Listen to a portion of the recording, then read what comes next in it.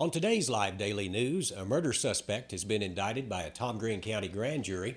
We say goodbye to two members of the Tom Green County Commissioner's Court, and we get down to the bottom of that Craving crab drama.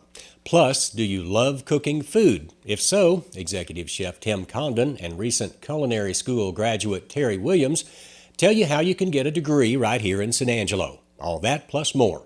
I'm Gantis Green, and this is Live.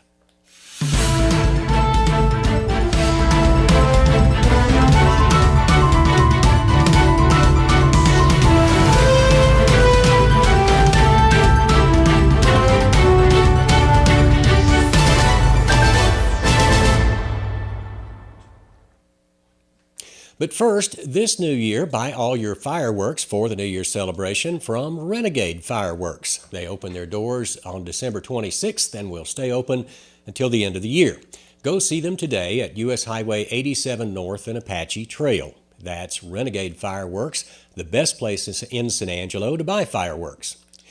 We start the news today with the indictment of Ray Vera. Vera was indicted for 1 count of murder, 2 counts of aggravated assault with a deadly weapon, and 1 count of aggravated assault causing serious bodily injury.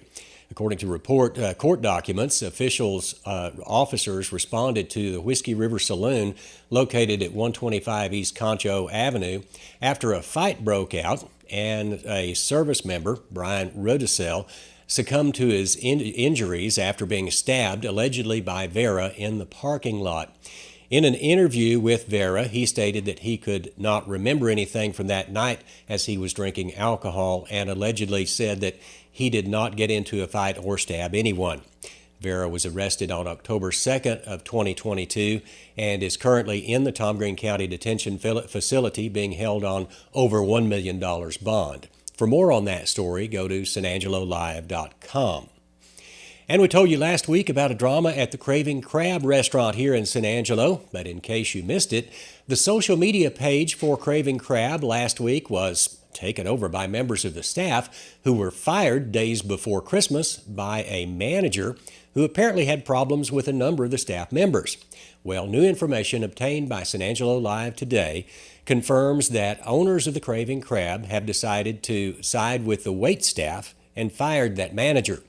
Owner Huey Ye told us that they had only hired the employee as a waitress and bartender. He did not go into detail on how she gained her power as manager.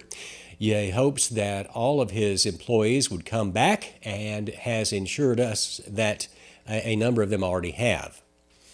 In other news, the new McDonald's restaurant on South Bryant Boulevard has opened. Over the Christmas holiday, McDonald's, located at the intersection of South Bryant Boulevard and Avenue N, officially opened yesterday. Back in March of this year, building permits were approved to build the $750,000 fast food burger joint there. It was one of 2 McDonald's under construction. Speaking of construction, crews are still hard at work on the new McDonald's there, the replacement one on Southwest Boulevard and the Loop, and no official opening date has been released yet, but the replacement restaurant appears almost complete as well. After the Southwest location opens, San Angelo will have 3 standalone McDonald's locations. The one on Southwest Boulevard, one at the intersection South Bryant and Avenue N, and the one on Bryant Boulevard and Loop 306 there at 6th Street. For weather this week, expect things to be on the windy side. As for today, wind gusts have picked up, and it's likely that will continue with gusts up to 30 miles per hour tonight. Moving on to tomorrow, expect winds to keep blowing until late Wednesday. As for the rest of the week after that, temperatures will be in the 60s and 70s. For the majority of the week, it doesn't appear that we have any freezing temperatures. In fact, on New Year's Day, expect lows in the 50s. Talk about summer in December.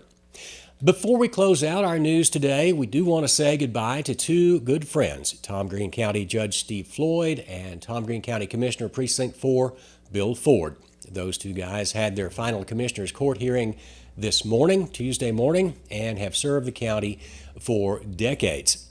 Good luck in retirement to those guys, and I'm sure this isn't the last we'll hear from them. Now here is a quick message from Conno's Diamonds and Coin. When it comes to unique pieces you can't find anywhere else, Condo's Diamonds and Coins is your one-stop shop. With over 24 years in the diamond and coin industry, Condo's Diamonds and Coins is West Texas's choice for diamonds, jewelry, coins, silver, and gold. Owner Bill Condo stands by his work and offers free consultations, including estate jewelry. Don't just trust anyone with your valuables. Come see the staff at Condo's at 1016 West Beauregard in San Angelo. Welcome back to the show. We have two very special guests here today. It's, of course, Mr. Tim Condon from the Angry Cactus, and also Terry Don Williams over there. How are you doing, guys? Doing pretty good, man. Pretty good. So we're going to talk about a few things, but we're going to start with a big event coming up, and that's, of course, New Year's Eve. What to do on New Year's Eve is always the question, especially here in San Angelo when there's, sometimes there's not a lot of stuff to do, but there's something to do this New Year's Eve. Tim, it is your New Year's Eve dinner. Yeah, I mean, if you don't have anything to do New Year's Eve, downtown San Angelo is a safe option. Yeah. We definitely have amazing restaurants, amazing bars, and great entertainment. And we're trying to do our part at Angry Cactus to really kind of showcase what we do there. And that's great food, great beverages, and, of course, good wine. And we're going to do a little bit of live jazz this year as well. Cool. So the New Year's Eve, if you guys don't know, it's going to be a 5-course meal. Yep, we're doing 5 courses. And there's a bunch of stuff on there. I mean, you have a lot of stuff, and a lot of it's locally done. But let's start from the top. Course number 1. What are we gonna get? Yeah, so of course you have to have your black-eyed peas for New Year's Eve. Good luck, right? And so we're doing black-eyed peas, little collard greens, there you go. Nice crostini, which is a little, almost like a little crouton of cornbread, and that's what we're gonna start off for the first course. Yeah, a little southern, a little pork belly in there as well, some ham hock, and just get that really rich kind of traditional flavor of black-eyed peas and all that good stuff. There you go, Terry. What else are we going to be having in that menu? You've got your palate cleanser. Yep, we got the second one right there. Oh, that's a very weird. That's if you kind of explain what that one is. I had to Google it. So explain to the audience out there what exactly is this thing going to be? It's more of like it says oh shoot. I'm trying to remember what all goes in it. That's the only one I did. No, it's just a raspberry granita. But it's like a smoothie. Shaved ice, or not a smoothie, I guess. Yeah, like a snow cone kind of looking thing. It's a good mix of something that's going to have flavor, but at the same time, when the next thing comes up, it's going to have your palate ready for that at the same time. And then what is that going to be? The next one, you've got your choice of 3 entrees. Yeah, you've got I have a cheat sheet for you too. It's 5 courses. 5 courses. Really there's a lot of stuff. Yeah. So the winter salad is going to be the one that really kind of gets us going, and that's going to have beets and this goat cheese we get from Cristobal, Texas. Cool. But then I know Terry's really, and he came up with one of the entrees, and it's a gnocchi dish. And I know that we had some gnocchi back in Chicago last year, but. That was. Terry, tell us about the gnocchi. We did have gnocchi in Chicago, and that was my first time having it, and it actually became that's one of my favorite things to eat. If we have an event and we've got gnocchi, I'm like, man, I really hope we got some of that left. 'Cause I'm gonna eat that. Right. And the other 2 entrees are great too. You've got your brie stuffed chicken, which is a really good one. One of the first times I had brie was actually. When I first started at Angry Cactus, we did an event, and we had a cheese plate, and there was brie on that. Yeah. And I keep it in my fridge now. Yeah. And then wild boar is the first choice of those entrees, which I grew up with a lot of land, so wild boar was something we had pretty often when I was younger. Especially out here. Yeah, man. And it's great too. So you've got 3 great choices for your entrees, and I've got experiences with all of them that I can't deny we're good. You may be in the same boat as a lot of people around here that's never had gnocchi before. Oh yeah. Kind of explain it, Tim. What exactly goes into making that? Yeah, so it's basically a potato dumpling. Okay. And we're gonna put it with lobster. I'm a big lobster fan, especially for finishing out the new year. Year. Yeah. So lobster and gnocchi, a little asparagus, and a nice little basil cream with a little bit of lemon is what we're gonna finish with that course. And then of course, that'll be pretty good. Dessert is gonna be chocolate cake, chocolate berries, chocolate this, chocolate that, everything on one plate. Chocolate. It's just called. Chocolate. Like, if you're looking at the desserts and you just see chocolate, exactly. Oh man, be ready because you don't know what you're gonna expect.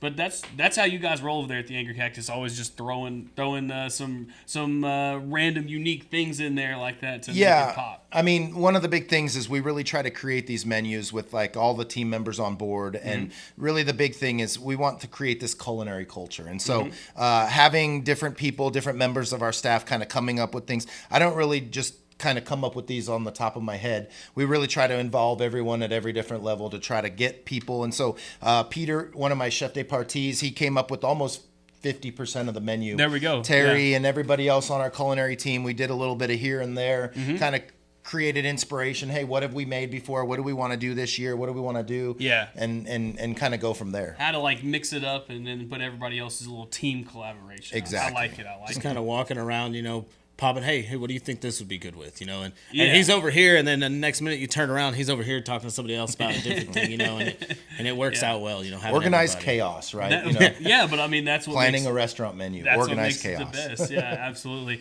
But that's how you guys roll over there at the Angry Cactus, and I know that team building and all this and making people, better chefs, and that's what you guys are into because we have a culinary school now. Yeah. So what we're doing is we teamed up with Escoffier Culinary Program. Okay. And he was just telling me, Terry was just telling me they're in the Forbes top 5 culinary programs in the countries, which I did not realize. I just found that out the other day. I was talking to my externship class because I just recently graduated.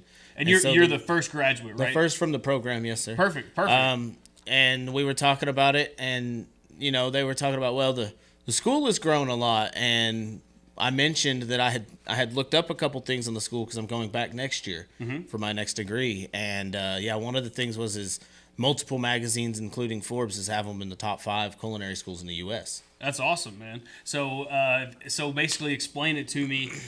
You can just go work for the Angry Cactus, and they'll just put you through culinary school? Yeah, so I'll pay for your culinary school if you're part of the Escoffier program and you work for me. And so that's kind of what Terry was able to take advantage of. And also, thanks to the Restaurant Association, they also contributed a $1,000 scholarship. Awesome. Wow. So we're really proud of that. And we have 2 new students starting in 2 weeks is our next session. Wow. And so you already doubled your class size. Exactly. So we'll be a total of 3 students now. And really what it does is we take that infrastructure that culinary school provides through Escoffier's online program. Okay. And we take that infrastructure and we I kind of tweak it, and we take all of the working experience that you can learn from working at the Angry Cactus, and we utilize all of the online infrastructure that they teach, the mother sauces, the this and that, the basic culinary knowledge that you need to be a great chef, right? Right. And we basically mold those into 2.